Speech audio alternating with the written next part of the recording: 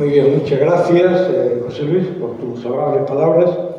Yo le dije hace tiempo a José Luis, que fue el único que aceptó, que existía la obligación legal de acercarse al ámbito judicial ante la imposibilidad de establecer la verdad histórica.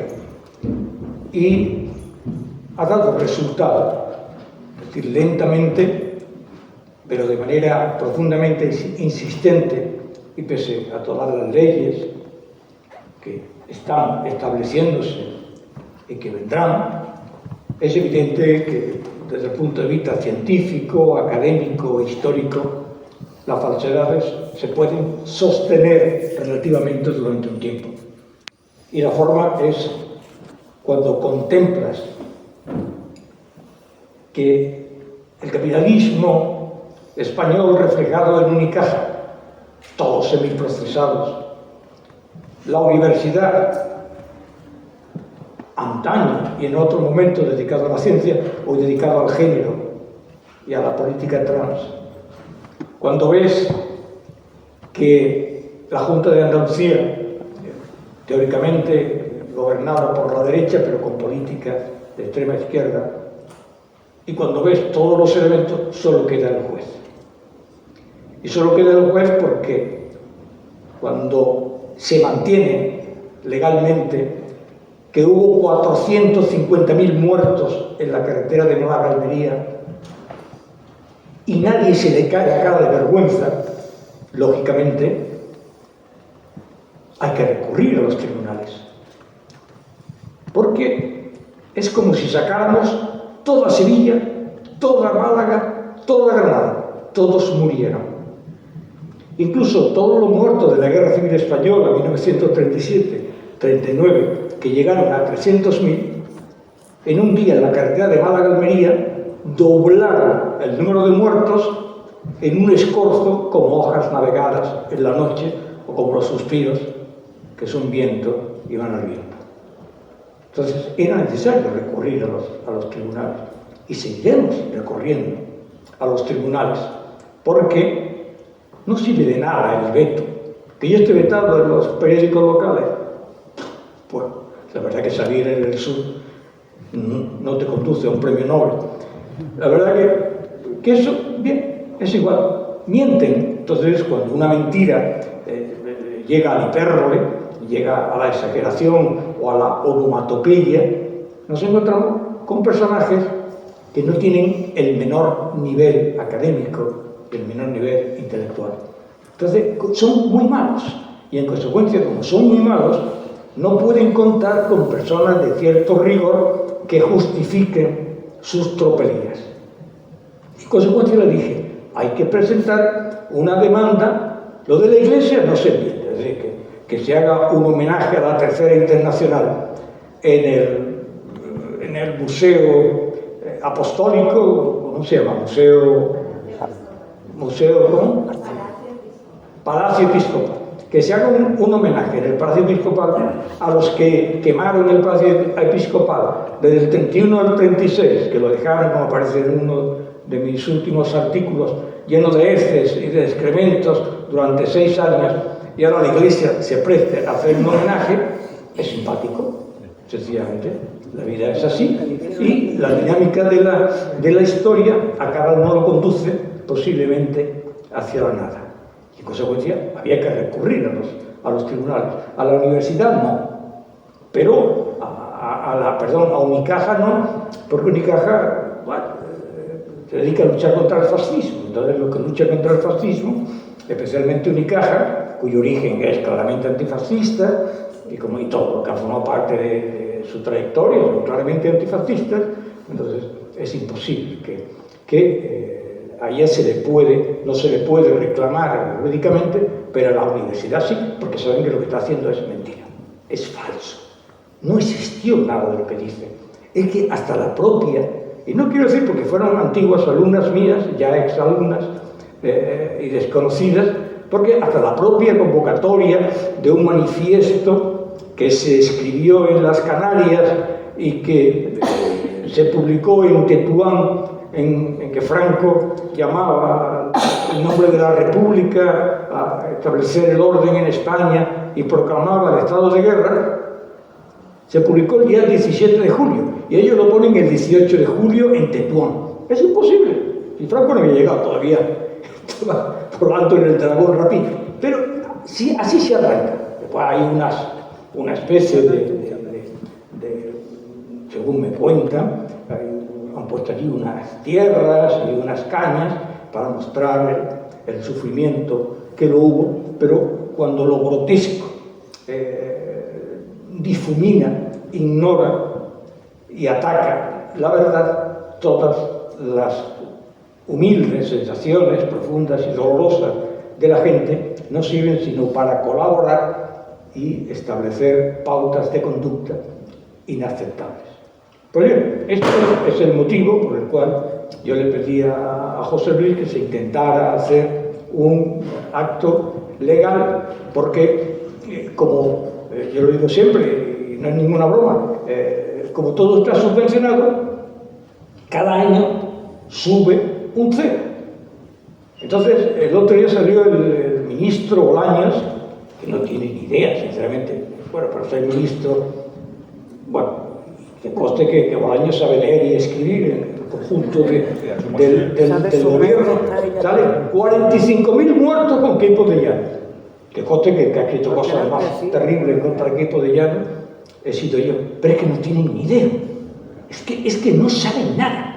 Y además se copian de un artículo que yo publiqué en el año 2000, por lo menos cítame en mis errores. Entonces, tú te equivocaste en aquella época, pero es que no cuela. Es que primero olvidan 10.000 que murieron durante ese periodo en la zona republicana.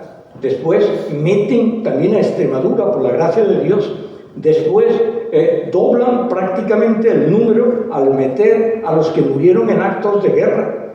Eso no es represión, eso eran frentes de guerra. Entonces desconocemos hasta qué año, porque a lo mejor han empezado en 1936 ministros y han llegado hasta nuestros días, con lo cual puede aumentar el número de los que murieron por el fascismo.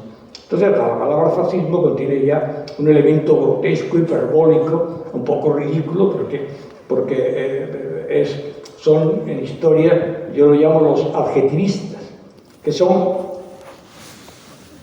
utilice los adjetivos más profundos y se le aumentará la subvención. Entonces los 45.000 de Queipo de Llano el año que viene serán 450.000. Y la Junta de Andalucía llevará el número de ayuda a las decenas. Yo lo digo siempre con mucha humildad. Por 20 euros podrían haberse ahorrado, yo creo que lleva ya más de 2 millones de inversiones en una especie de cosa que empezaron en 2014 sobre la carretera de Málaga a Almería, en la que están los mismos cuadros, las mismas imágenes. 2014 lo llevaron a Madrid, lo han paseado por medio mundo, y resulta intolerable y a su vez vergonzoso que, como no encuentran, porque no pueden encontrar en fotos más allá de personas que van huyendo, que van cargadas, que van en mulos, que van andando, pero no pueden encontrar fotos de violencia porque no la hubo, y trataré de explicarlo después. En televisión y en otros sitios utilizan la carretera de Málaga con esas imágenes terribles que hay de bombardeos en Madrid de niños que son sacados de las tierras destruidas y calcinadas y que causan un impacto y un terror terrible. Pero como no tienen imágenes, meten esas imágenes. Y como actúan en total impunidad, pueden hacer lo que quieran. Y como la Junta de Andalucía, cada vez que yo hablo en cualquier sitio, contesta con 2 o 3 programas antifascistas que da miedo. Da miedo escucharlos. Pero, por Dios, que yo no pinto nada.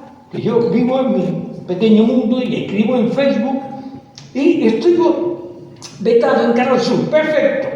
Pero es que está alguien interesado en la Canal Sur, pues y el caso es que pediré buscar novia y iré algún día a hacer programas. ¿Cómo le gustan a usted las mujeres? Mire, usted quiero venir a hablar de la carretera de Málaga porque fue mentira, no sé, para cierre, corte. Pero bueno, hay una dama que al parecer tiene, yo no lo sé, conozco esto, pero yo iré a Canal Sur. Es la forma en que vaya lo desconozco. pero iré a Canovia, hay otros programas conducidos por intelectuales, una tal noche de Bertín o algo así, donde aparecen las grandes figuras de la intelectualidad, la cultura, todo es maravilloso, todo es extraordinario, y no hay perspectiva de cambio, es verdaderamente trágico. Pues bien, el problema del libro, que hoy nos concita en este aquelarre de personas totalmente convencidas que nos reunimos porque la fe ya se sabe que es el motor de los desterrados, pues la fe nos conduce a reunirnos y a quejarnos un poco, pero no nos resignamos. Yo no me resigno, estoy seguro, y ya ha habido una victoria tremenda, solo que nadie lo reconocerá.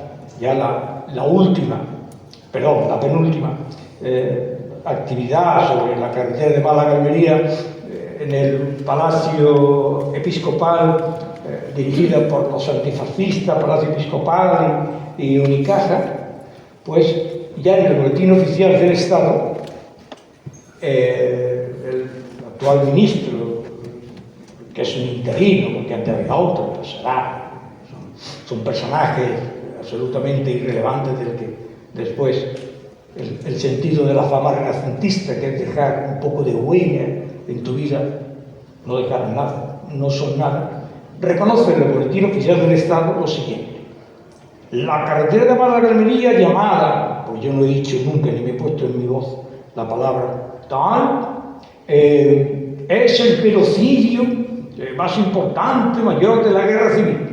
Punto. Se desconoce el número de víctimas.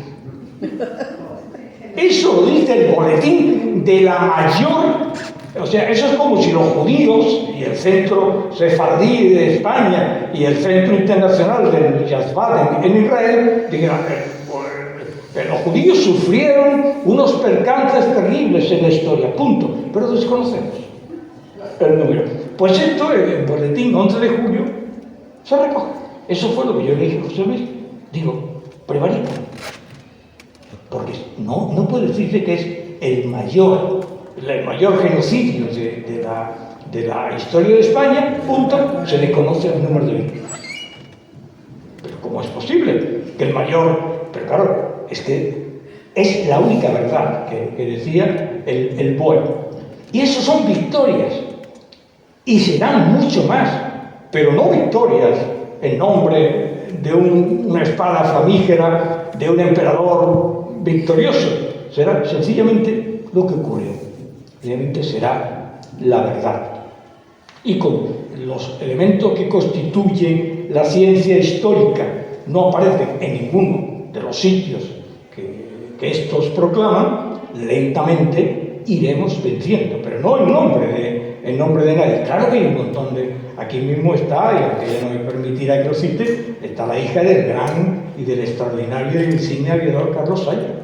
Luego tenemos aquí dos grandísimos aviadores, Carlos Saya y García Morato, extraordinarios. Hubieran sido el Barón Rojo de Alemania, hubieran sido los símbolos nacionales de los grandes aviadores técnicamente y en cuanto a su grado de conocimiento técnico. Y hay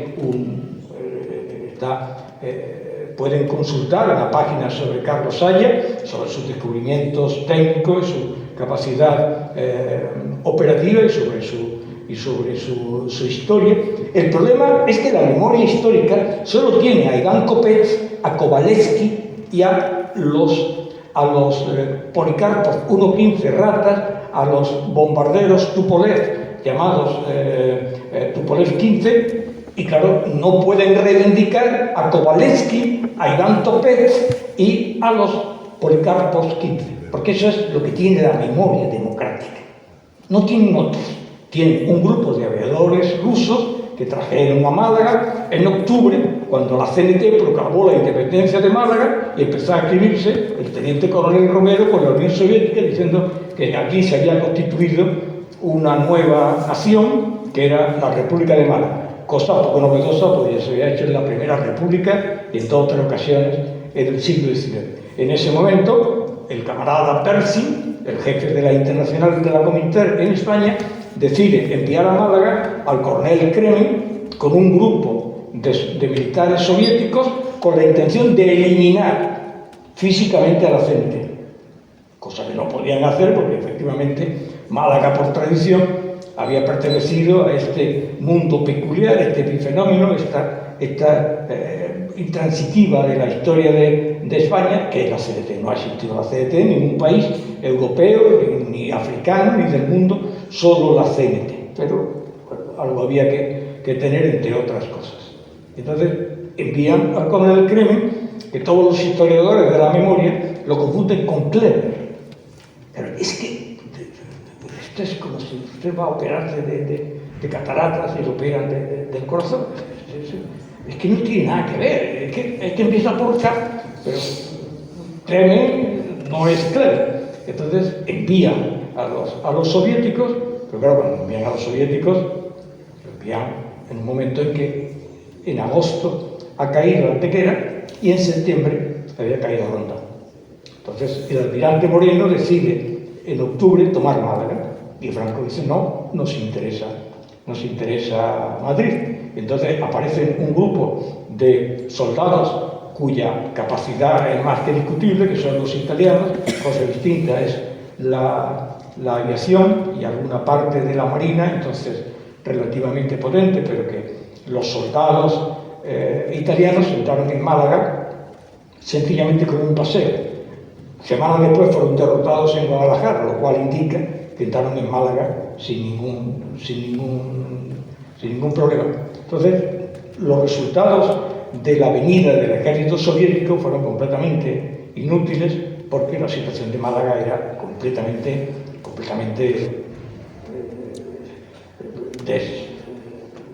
descontrolada y sin una ausencia mínima de equilibrio en el interior de las estructuras militares y políticas. Franco le ofrece a los italianos la toma de Málaga, que es un ejercicio de lo que se explica el Estado Mayor, que es una bolsa con tres columnas que convergen desde Antequera, Loja y Alhama, con dos columnas que protegen a cada una de las columnas centrales.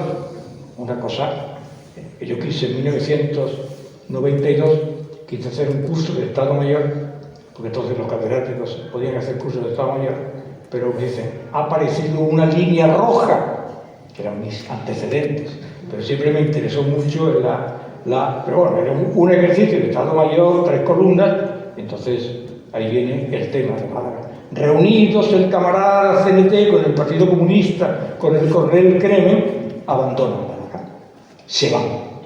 Sencillamente, llama el jefe de la base naval, va a la aduana, y la aduana no había nadie.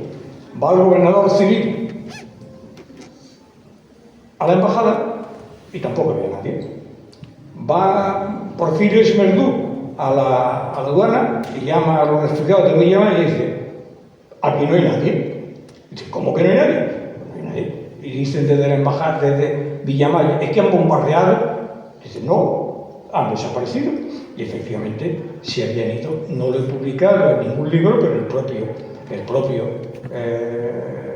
Cayetano Bolívar cogió su coche, metió a su familia y se largó. Y le metió fuego al coche en Motril para evitar los documentos que contenían. Entonces, sencillamente se marcharon. ¿Qué pasó durante ese periodo? Durante ese periodo hay una concentración en Málaga de en torno a 50.000 soldados del Ejército Popular de la República, no de luchadores antifascistas, 50.000 soldados, y otros 10.000 que abandonan el frente. Y todos, no lo voy a leer, todos con su familia, sus hijos, etcétera, etcétera, abandonan apresuradamente la ciudad sin orden ni concierto, sin ninguna táctica, al verse desasistidos y sin ninguna orientación por parte de las autoridades. Aquella salida fue monstruosa, es uno de esos movimientos inexplicables, en parte por las charlas de Queipo de Llano, que había, las expresiones de Queipo de Llano son irreproducibles e inaceptables y no se podrán perdonar de ninguna manera, aunque sean tácticas de guerra, en parte porque aquellos que no salen y tocan a la puerta y dicen, te vienes, no, es que eres fascista, pues nos vamos, y en parte por esos movimientos que solamente podemos encontrar en la Grande Peur en Francia, en la Revolución Francesa, un miedo colectivo que arrastra a la gente sin saber ni dónde ni cómo. En consecuencia, los que salieron de Málaga son los soldados del Frente Popular que habían abandonado los frentes en colaboración con sus familias, de acuerdo con el informe oficial que emite y que le costó la cárcel al jefe del Estado Mayor Central, al subsecretario de la Guerra, al general jefe de Andalucía, y se pidió suplicatorio para procesar a Cayetano Bolívar, sin ningún orden, sin ningún concierto, abandonaron. Aquello fue una inmensa tragedia, porque salieron sin orden ni concierto, sin saber dónde iban, sin ninguna perspectiva y sin, al menos, lo que se hacía en las guerras, que era negociar. En eso es lo único que la palabra desbandada acierta. Desbandada en términos militares es el abandono, es la traición. Cuando se dice desbandada es que salió huyendo el enemigo a la desbandada, porque en términos militares se organiza por parte de los oficiales una retirada ordenada y se comunica incluso al enemigo. La desbandada es que cuando uno tira, y lo recoge muy bien Mercedes Formica, cuando salió todo el mundo y en la carretera de Málaga, cuando iba con la esposa de Carlos Saya, dice, estaba todo el camino tirado de brazaletes y de símbolos rojos que iban tirando por la calle para no identificarse como soldados. Entonces, toda esa parte fue terrible, fueron con niños, con mujeres. Pero todos los que estaban en Málaga venían de la comarca de Antequera, venían de la comarca de Ronda, donde ya participaba activamente en la represión republicana.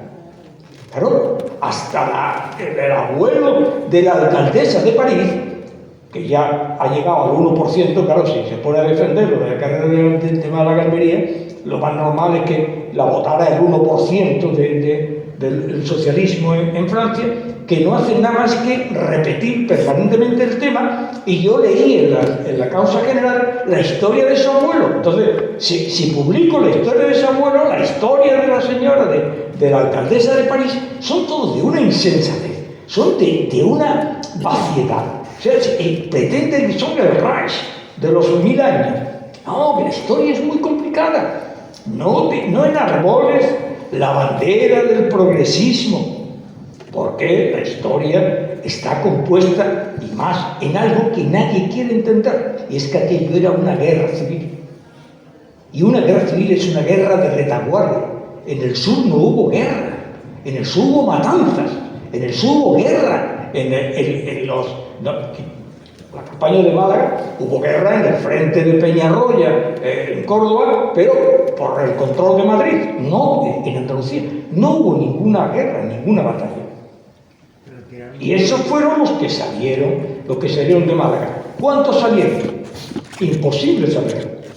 Porque yo una vez entrevisté a una señora y me dice, fíjese usted, si estaba dispuesta a irme, que llegué hasta el palo. Digo, bueno, eso ya fue una heroicidad. Y dice, otra vez que, hombre, la represión, dice, yo cogí el caballo del capitán Güell y me paseaba como la reina del mundo por Málaga, montada encima del caballo del capitán Güell. Y no la fusilaron. ¿Por qué? No, me alegro mucho porque está aquí con lo que se llamaba antes roete, pero el tipo este de policía se llama moño, pero no es moño, entonces era un roete en la etapa del franquismo. se llamaba Roete, tengo entendido. Y entonces, todos estos salieron y se volvieron, mucho antes de llegar a Torrós, otros en Torre del Mar y otros se vuelven desde Motril porque el día 9 se cierra el frente en Motril, pero se cierra porque Franco no quiere seguir, porque Franco le da exactamente igual, porque la estructura estratégica del estrecho ya la tenía.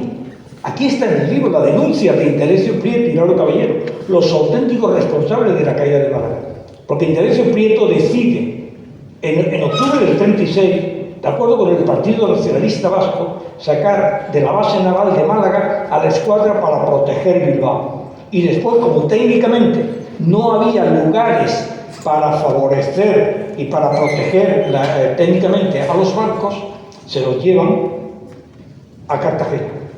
Bajan del Canarias y el Baleares porque ya no había ningún problema, y en ese momento se pierde la guerra porque el Mediterráneo ya no existe para la República. Y el responsable es Indalecio Prieto, porque sabía perfectamente que de abandonar para salvar Bilbao, y porque el gobierno del Frente Popular, el Partido Nacionalista Vasco, al igual que ocurre en la actualidad, pero no están en el gobierno, pues formaban parte del mismo gobierno, pues se lleva la escuadra y queda libre el Mediterráneo. Bajan el Canarias y el Almirante Cervera, y después, pasado apenas unas semanas, baja el Baleares, todavía casi sin acabar de estructurar. Entonces, en ese momento se termina la guerra, a mi entender, porque queda el Mediterráneo completamente libre, y la escuadra del Almirante Moreno y otros reciben las informaciones de lo que acontecía en la Armada Republicana, tanto de los alemanes como de Gibraltar, donde los ingleses informan permanentemente. Porque lo de Inglaterra es una de las cosas más geniales de la historia. Pero como son cínicos y sin moral alguna, son magníficos. Yo admiro a los británicos, aparte de no lavarse, que es uno de los méritos, y aparte de que sus bandoleros sean ser y que eleven a la categoría a las cosas más horrendas, pero son ellos. Hay niebla en el canal, Europa está aislada. Entonces me parece gente apasionada, porque desde esa islita han explotado a medio mundo, y encima todos los explotadores siguen considerando a la reina, siguen considerando a sus explotadores los mejores del mundo y los más aguerridos, y hasta todavía los pobres de Australia, cuyo origen fueron los presidios de Inglaterra, pues todavía aman a sus poseedores en su momento. Y esta fue, digamos, la causa de la pérdida de Málaga, pero que podrían haber tomado en octubre de 1936. No esperaron a febrero de 1937 porque Franco quiso ofrecerle una victoria fácil. Entonces, cuando pasan cuando se para el frente el día 9 de febrero en Motril, y léase el libro, es absolutamente vergonzoso cómo huyen las tropas, cómo uno de los grandes comisarios políticos del Partido Comunista dice que va a reunir 2.000 y encuentra a 20, a los que obligan a armar, tiran las armas y huyen. Eso es lo único de la desbandada. Si supieran lo que significa la desbandada, pondrían otro nombre, pero claro, hay sociedades de recreo, sociedades de excursionistas, sociedades de lucha contra el género y la desbandada, primos hermanos por la desbandada, vayamos todos juntos y unidos por la desbandada. Claro, todo eso es mucho dinero y ahora pueden cambiar el nombre porque no vende. En ese instante se cierra y no sabemos, ni sabremos nunca la gente que vuelve. El asunto es que el día 10 por la tarde llega Norman Bistion, al que envía la Internacional Comunista, a Almería. El 10 por la tarde. Y aquí se había salido el 6, el 7 y el 8. Y los otros habían vuelto. El día 9 ya no podían pasar porque estaban... Y él ve posiblemente un 10% de los que habían salido de los que habían salido el día 6 o el día 7, los ve llegar a Almería. Entonces hace las fotos, al parecer, de capa y de todos los grandes fotógrafos, que tiene su mérito, es la mitología del pasado. Hace las fotos de la gente que va llegando. Y la gente que va llegando son todavía personas que han salido con tiempo. Y claro, después te vas a los informes de los hospitales de Almería y están todos heridos por roces de metralla, por piernas destruidas, por enfermedades tradicionales, y observas con gran atención que la mayor parte de los que están en el interior de los hospitales de Almería son jóvenes entre los 20 y los 40 años, que deberían estar y estarían en condiciones normales. Eso ocurre en cualquier caso, en cualquier guerra, tendrían que estar combatiendo, porque los levantaban sencillamente de la cama, la primera, la segunda y en cualquier guerra. Como no estuviera completamente inútil, y está la tensión que se genera en Almería, que deciden que el otro día una persona que está aquí presente, Dario, me envió los textos de la documentación de los periódicos de Almería. El gobernador civil de Almería da un decreto diciendo que como los malagueños no se controlen, utilizará las armas de la manera más rotunda. Claro, eso se convierte después en un exilio, que es el que aparece en el Museo Diocesano, un exilio hasta los Pirineos. Naturalmente, es que nadie quiere decir esto, pero en Almería no recibieron bien a los malagueños, porque los malagueños iban con 3.500 muertos, con el mayor número de violencia sobre la iglesia, sobre la milicia, sobre todas las barbaridades del mundo. Es la ciudad donde el crimen alcanzó mayor tensión en toda España. Y claro, los malagueños, los almerienses, eran un mundo más conservador, y esas son las imágenes que se ven en las calles, porque nadie quiso recibirlos en el interior. Naturalmente eso no se puede decir porque esto forma parte de una desmitificación. No, la gente sufrió mucho y todos sufrieron mucho. Entonces Villon no pudo ver nada. Porque él llegó el 10 por la tarde. Entonces sale con algunas, recoge a mucha gente, que según los testimonios del periódico Ideal y de otra gente, lógicamente llegaban con las piernas destruidas. Es decir, tenemos que si 30 o 40.000 personas en este momento, cuyo nivel sanitario es mucho mejor, tenemos que salir huyendo, pues naturalmente entre el colesterol, las otras actividades, desconozco qué más, que cada uno tiene una forma de equilibrio sanitario, hubieran tenido, digamos, problemas derivados de la propia composición física y la dinámica de la propia sanidad de cada uno. Pero claro, tú no puedes decir que una mujer muerta por un infarto es una mujer muerta por el Baleares y por el Canarias. El tema del Baleares y del Canarias ya se lo he explicado 20 veces, lo he publicado en 50.000 sitios, y entonces volveré a hacerlo una vez más, pero de manera muy breve.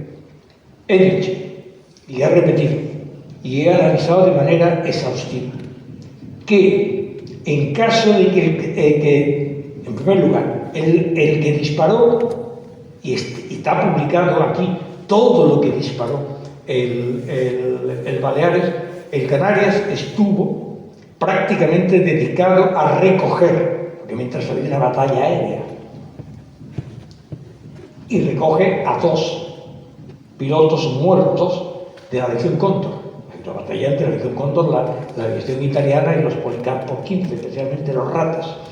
El Canarias va recogiendo y subiendo incluso, porque no querían dejar ninguna prueba más bien por su carácter técnico, de los Heinkel estaban infinitamente menos desarrollados que los Policarpos 15, que los Ratas. Entonces lo subieron al Baleares. Entonces el que siguió de manera muy intensa todo el recorrido fue el Canarias. Pero he dicho y he demostrado, en lo más objetivo que se puede demostrar, que es que todo lo que disparó el Canarias desde las torretas de 204 milímetros, desde los cañones de 102 y 105, que se utilizaban para abrir boquetes, lo que es la artillería naval, para abrir boquetes en un barco de una media de 2 o 3 kilómetros. Si eso se llega a usar contra la población civil, no hay menos de 40 o 50.000 muertos. Hubiera sido una tragedia, porque todo eso se usaba para destruir torretas, para destruir caminos, para destruir castillos, con fuegos de interdicción que se llamaba, que era destruir a lo mejor una zona. Luego, los Junker, era prácticamente imposible que desde 3 o 4 kilómetros, hablando en términos de aviación, dispararan sobre la pequeña, es que hubieran disparado y no hubiera caído ninguna bomba. Si era la Segunda Guerra Mundial y de 2 toneladas de bombas podían dar en el blanco, y eran grandes, enormes barcos, podían dar 3 o 4. E igualmente, si en Canarias y en Baleares, el almirante Cervera quieren matar, tienen que acercarse a 2 millas, si estaban a 5 millas, más o menos a 1,5 kilómetros, con la telemetría de las ametralladoras, hubiera provocado tal masacre que hubiera sido apocalíptico. No hubieran sido 2 o 3 mil, hubieran sido 40 o 50 mil. Y eso sencillamente no ocurrió. Naturalmente que dispararon. Y yo hice el recorrido por donde dispararon en 1976. Solo que en 1976 yo lo hice con 2 comisarios políticos, con gente que había estado en el Ejército Popular de la República en transmisiones. Naturalmente disparaban para crear un ánimo de terror, sin duda. Es que la Armada venía con una intensidad terrible sobre Málaga porque varios meses antes habían procesado de manera injusta a los oficiales de Sánchez Baquete y de Levante y lo habían ejecutado. Entonces, la Armada, una entidad muy conservadora, con muchos lazos familiares, etc., naturalmente que venía con una intensidad. Y fue el almirante Moreno el que dirigió brillantemente todas las... y publicaron sus 2 hijos, los almirante Moreno, unos libros verdaderamente extraordinarios sobre toda la historia de la guerra civil en el ámbito militar de la Armada. Y he visto que se han traído al Palacio Episcopal, se han traído los cuadernos de bitácora del Baleares. Pero el problema es que no saben leer el cuaderno de bitácoras. Claro, es que todo esto tiene sus complejidades. Es que esto es bonito. Hemos salido 2H W más menos HV2 a babor y 2 grados a estribor. Claro, claro, el problema es que cuando se sublevan los soldados de marinería, no saben ni disparar. Porque, claro, tanto la aviación como la Armada exigen cuando yo quise hacer lo que me he referido,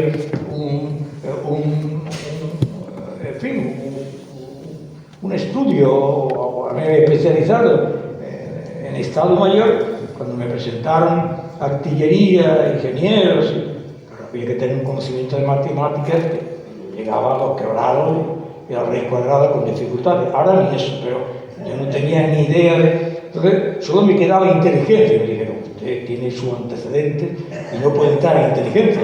Entonces, la inteligencia era el antisemitismo, el islamismo. Ahora es imposible, porque ahora hay que tener un nivel tecnológico para estar en inteligencia y hay que manejar la inteligencia artificial a nivel de ingenieros. O sea, a nivel del ejército es extraordinariamente alto. Y al llegar a ese punto, digamos, lo que podían haber disparado es prácticamente imposible. Pasa igual que con la aviación.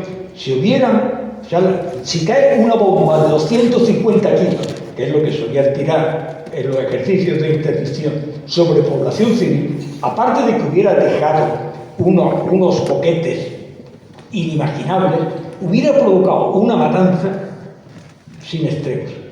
Claro, y yo, lo mismo que cuando estuve en Anual hay todavía restos de los bueno, no tenía que haber dicho porque entré sin permiso del gobierno, yo tengo un pasado tan turbio, fui hasta fundador del movimiento Polisario en España, entonces no puedo entrar en Marruecos, pero tampoco se me va a romper el corazón. Digo, no parte, no.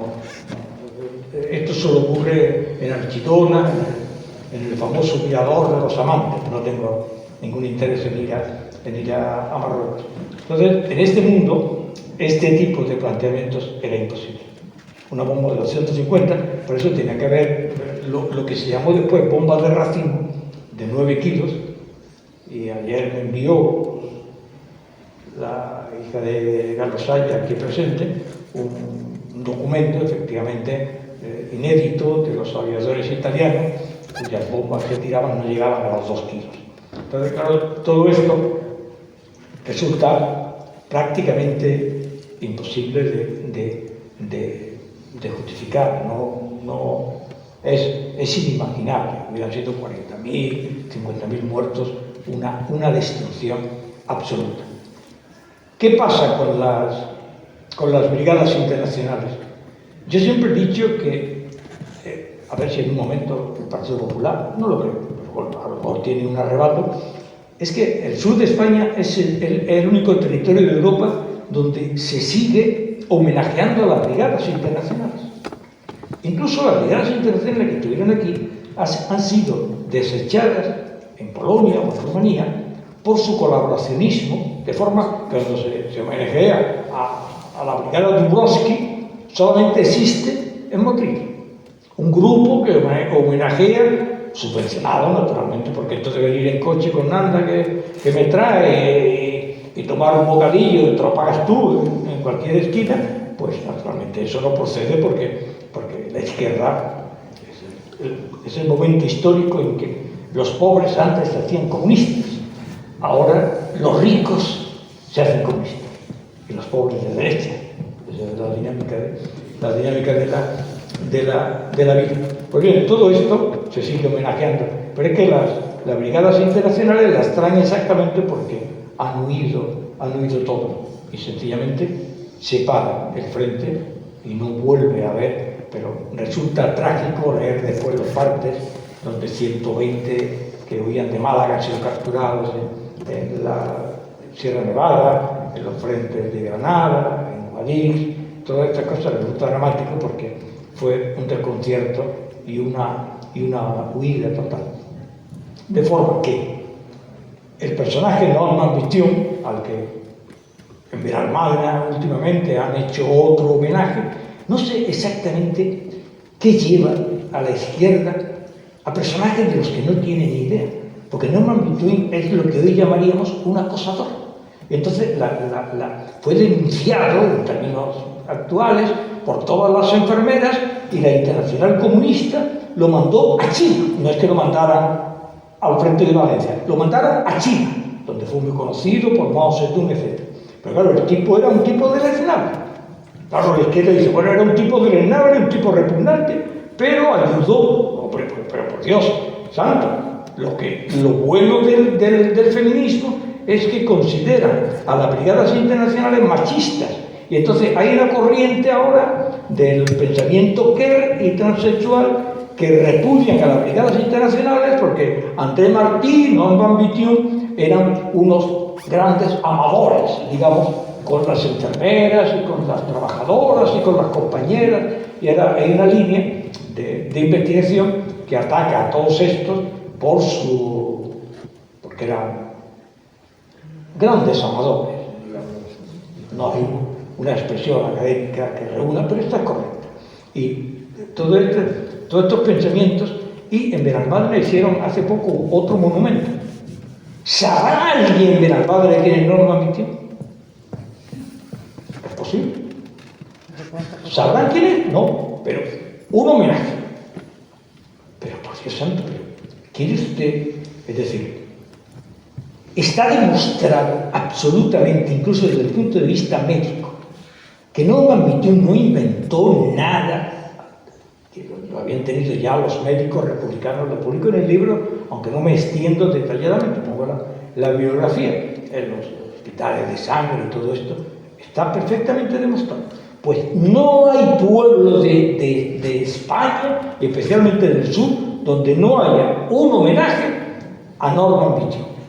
Pero además, no sé muy bien cómo se pronuncia Bithune, no sé, Bithune, o no, nunca se sabe.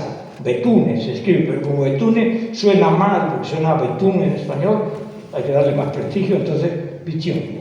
Pero no sé exactamente cuál es el pronunciamiento en inglés, ni se sabe. Bueno, lo que pasa es que los escoceses eran odiados por los ingleses, lo mismo que los personajes de aquí, de Gerald Brennan, pero bueno, todos los personajes británicos son lo que el alcalde de Málaga ha elevado a la categoría de héroes. Norman Bithune, este personaje cuyo nombre es Sir Peter Charles Milse, que es un tío apasionante, interesantísimo, sopita, pero al que Gerald Brennan odiaba porque era escocés y porque era comunista.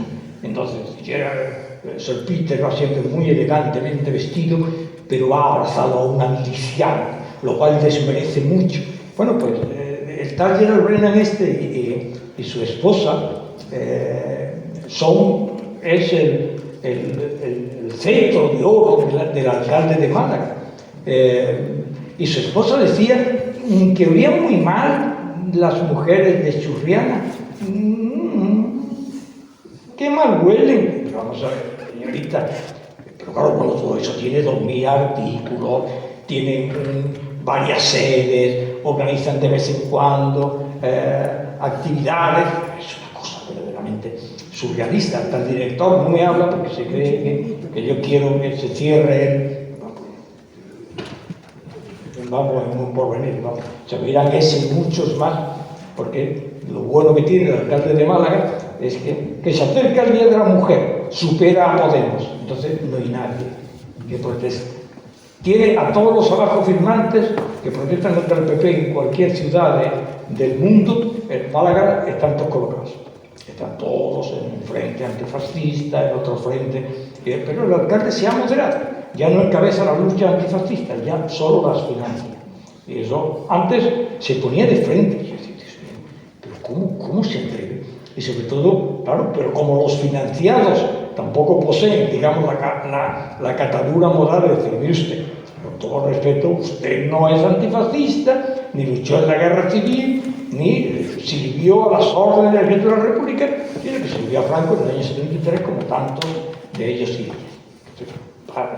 Le queda usted muy agradecido, pero usted no puede encabezar una lucha por la carretera de Málaga-Almería, porque usted no tiene nada que ver con este asunto. Usted paga y cállese.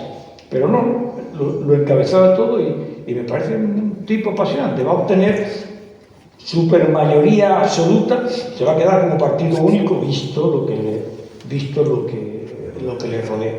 Entonces, este mundo es un proceso en el que vivimos largo.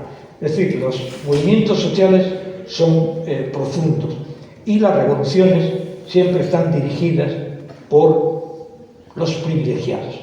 Y estamos en un mundo de privilegiados en el que goza de prestigio todas las memeces que se puedan decir y algunas más.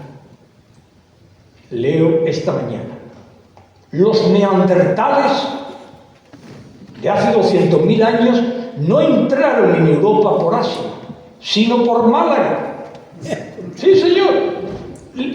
Le ha faltado decir, según el Diario Sur, se tomaron unas copas los neandertales de Casaguardia. Fueron al Ateneo, donde fueron homenajeados por el PSOE, porque el PSOE sí existía hace 200.000 años. Firmaron por Proteo, cuyo incendio durará varios siglos, porque tienen que montar varias librerías. Firmaron por Proteo y después dieron una conferencia en la térmica. ¿Quién ha ido a la térmica? Yo todavía no he ido a la térmica. Y es otra de las cosas junto con Canal Sur, que antes de que el cuerpo abandone el alma, como decía la Ilíada, pues, perdón, quisiera ir a la técnica porque debe ser algo apasionante. Entonces, este es un proceso muy largo, es decir, en este momento la izquierda vive en una especie de rusonismo maravilloso, en un mundo irreal, y la izquierda pues, se dedica exactamente a monstruosidades tales como pretender que un niño o una niña de 12 años se opere y se modifique. Eso fue Mengele y los experimentos del estalinismo para buscar un hombre nuevo. Pero realmente eso es lo que la gente vota. No podemos oponernos a un movimiento tan sublime y tan extraordinario. Entonces, la historia no es sino un elemento más que lentamente hay que ir superando de todos estos epifenómenos. La culpa la tuvieron los ilustrados. En el siglo XVIII los franceses dijeron que la historia tenía un sentido de progreso. Nada más que después del sentido de progreso vino el fascismo, el comunismo, la Primera Guerra Mundial, la Segunda Guerra Mundial. Menos mal que el mundo iba en una dirección de progreso. Y claro, vivimos una etapa de deterioro, cuyo punto de partida es la política del la corrección política en los Estados Unidos, que llega a los extremos que se pretenden en España. Es que en 2 minutos soy mujer y al día siguiente soy hombre, y al día siguiente no soy binario, al día siguiente soy hermafrodita, y dentro de unos tiempos me puedo catalogar de cualquier cosa. Yo siempre digo que al menos eso no ha llegado todavía a la medicina, porque si la medicina fuera como la historia, estaríamos muertos todos, porque claro, si vas a operar y te aplican una política de género, o dice, en vez de tener usted una piedra en el riñón, dice, tiene usted varias toneladas de piedras en el riñón porque es usted fascista, entonces estaríamos todos fallecidos o casi todos. Entonces, esa es la dinámica de este tiempo. Este tiempo es un tiempo, digamos, que nos ha tocado vivir y que la historia nos ha golpeado. Yo siempre decía a mis alumnos, digo, no entendáis que hace 50 años acabó la Segunda Guerra Mundial y murieron 50 millones de personas y quedaron inutilizados, lo que se llama estrés postraumático, ciegos, cojos, mancos, perdidos, destruidos, locos, quedaron un porcentaje tremendo. Digo, no creáis. Y nos ha golpeado la historia con algo impredecible, que era una pandemia. No ha sido una guerra, porque en general, en este momento, los Estados Unidos son Venus, antes eran Marte, pero ahora son Venus, y una Venus escasamente dada a la pasión y más bien mitigada por la presencia de elementos táctiles, fluidos y degenerados. Entonces tampoco es Venus, era apasionante. Pero esto es un procedimiento largo, pero un procedimiento sin duda que tendrá un final, porque es absurdo. Pasa que los movimientos históricos, cuando la gente se desespera, no se pueden evitar. Es decir, si yo pongo, considerando a Antonio Sodor de Málaga en 1917 desde una perspectiva de género, pues no, me hace un homenaje a la Junta, digo lo mismo, da igual. La Guerra Civil Española, la mujer y el combate transexual. Bueno, soy un tipo maravilloso. No es que no lo sea, pero entonces sería elevado a los altares y sería un prototipo. Por cierto, para mayor indignación de la izquierda y de sus secuaces del PP, dentro de poco voy a presentar lo que fue mi tesina, que fue el primer trabajo que se hizo sobre la mujer, y la voy a publicar entera, de 1974, que era 1890, la huelga de las tejedoras de la industria malagueña. Claro, mi pregunta es, no me podía yo haber metido en otros campos, porque de la mujer pasé a la guerra.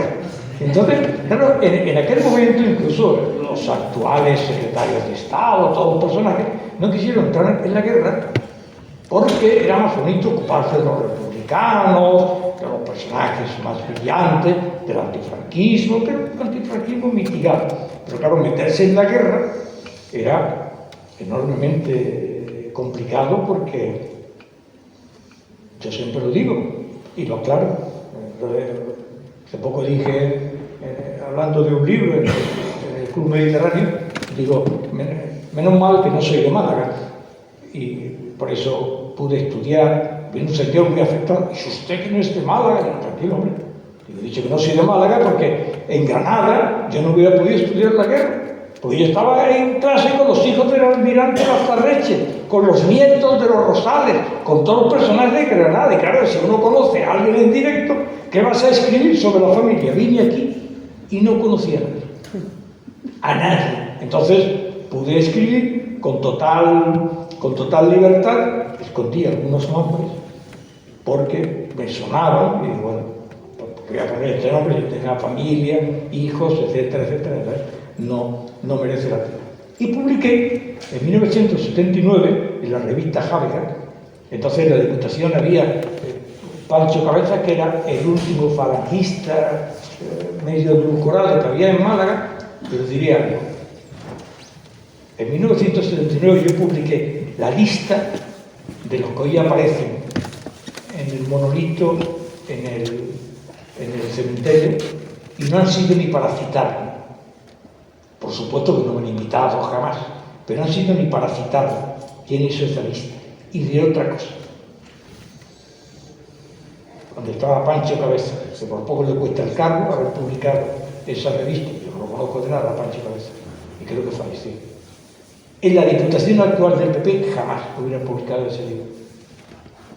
Y lo digo, pues se graba, y algunos... La libertad, entonces, en este momento es absolutamente inexistente. El día 15, si me permitirá que hable de mí un poco, pues si hablo de mí aquí no puedo hablar en otro sitio. El día 15 de noviembre, sin querer, que fue la etapa en que me detuvieron a mí en Granada en 1969, ingresé en la cárcel con 19 años. 50 años me ha costado volver a Granada a dar una conferencia, boicoteado por mis colegas. Pero claro, mis colegas, desde García Montero, director del Cervantes, su mujer fallecida, todos, todas, ellos y ellas, saben que soy testigo. Lo conozco a todos. Era compañero de Joaquín Sabina, era compañero de García Montero, nunca hablé con la señora que paz descanse, no tiene ciertos gustos, voy por allí. Entonces, 50 años me ha costado poder dar una conferencia en Granada, y en el centro artístico que podíamos calificar como de fascista. Sí, podemos calificar. Entonces, pero yo lo que publiqué en 1979 en la Diputación de Málaga, en la actualidad no lo hubiera publicado. Jamás. O sea, el consejero de Cultura, que creo que es un notable diputado del PP de Alorín de la Torre, no sé, que fue alumno mío, hombre, Manolo, hombre, es que... ¿Pero qué pasa? ¿Por qué no puedo dar una conferencia aquí? Bueno, Dios se te entiende tú. Adiós, lárgate y ten cuidado que no, a ver si os pasa algo. Entonces, todos estos personajes son insólitos. Pero el bucolinismo, como Rousseau, era todo bucólico, así vive la derecha. Pero en fin, lentamente vamos avanzando. Incluso me temo hasta que va a ganar Trump. Y no quiero ni imaginarme los depurativos que tendrán que tomar hoy todos los progresistas y ellos y ellas. No pero claro, pero es que existen lógicas históricas. Por Dios, es que hasta los imperios tienen sus obligaciones. Si un imperio abandona sus responsabilidades, se mete el Estado Islámico, se mete Maduro, se mete... Y claro, todo eso es de una gravedad extrema. Pero lo más peculiar, y con esto acabo, abrimos un pequeño debate, lo peculiar de este asunto es que lo que llamamos en términos del marxismo la correlación de las estructuras, y es que la estructura económica era la determinante de la estructura política. Si la burguesía ponía sus gobiernos. Pues no, ahora los gobiernos son de izquierdas y son ellos los que ponen los directores de los bancos, los directores de las grandes empresas multinacionales, aunque el gobierno actual sigue sacando los ricos y pobres. Esto es tan apasionante, es que no se puede uno tomar en serio. Bueno, he estado un poco disperso, lo cual lamento, pero hay que... esto se llamaba, en términos cristianos, decir los pecados al confesor, y en términos psicológicos es liberarse, y como sospecho que a estas cosas no viene ningún enemigo, porque saldría mal parado, porque no tienen ni idea, no porque sea, pues bien, le doy las gracias a todos y pasamos, hay aquí gente muy interesante, pasamos a un pequeño